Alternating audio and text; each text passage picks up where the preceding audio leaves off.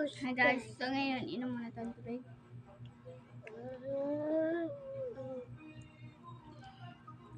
Kakain po pala tayo nitong ginawa ko kanina.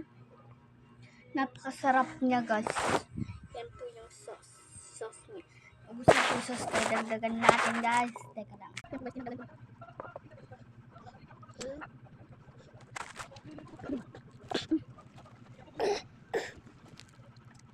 Puro marit. Amit.